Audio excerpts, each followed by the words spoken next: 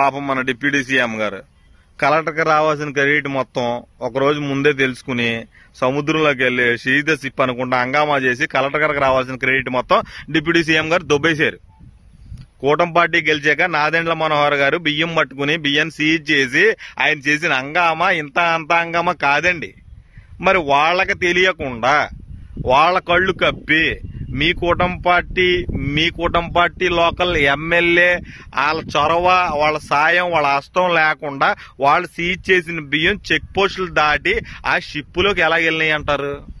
ఇప్పుడున్నది మీ కూటమి పార్టీ కదా, వచ్చి 6 నెలలు అవుతుంది కదా, వాళ్ళు సీజ్ చేసిన బియ్యం చెక్ పోస్టులు దాటి ఆ షిప్పులోకి ఎలా వెళ్ళినాయి అంటారు? అసలు అప్పుడెప్పుడో మా జగన్మోహన్ రెడ్డి గారి అధికారంలో ఉన్నప్పుడు రుషికొండ మీద పేలాలు చూస్తాను అనగానే మిమ్మల్ని వెళ్ళలేదు. అప్పుడు వైఎస్ఆర్సీపీ ప్రభుత్వం ఉంది కాబట్టి.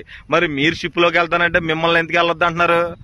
ఎవరు వెళ్ళొద్దు అంటున్నారు? ఇప్పుడున్నది మీ కూటమి పార్టీ కదా, పైగా మీరు డిప్యూటీ సీఎం కదా, మిమ్మల్ని ఎవరు వెళ్ళొద్దు అంటారండి? మిమ్మల్ని ఎవరు ఆపుతారండి? అసలు మీ మంత్రులకి మీ ఎమ్మెల్యేలకి లోకల్ హస్తం లేకుండా ఆ బియ్యం ఎలా వెళ్ళినాయో వాళ్ళని పక్కన నిలబెట్టి కడిగి అడిగితే, వాళ్ళని అడిగి దులిపేస్తే అప్పుడు నిజం బయటకు వస్తుంది.